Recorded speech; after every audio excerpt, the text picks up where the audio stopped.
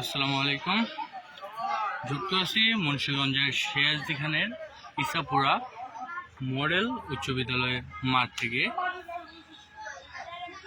আগামী কুরবানি ঈদকে সামনে রেখে এই মাঠে বসতে যাচ্ছে গরুর হাট।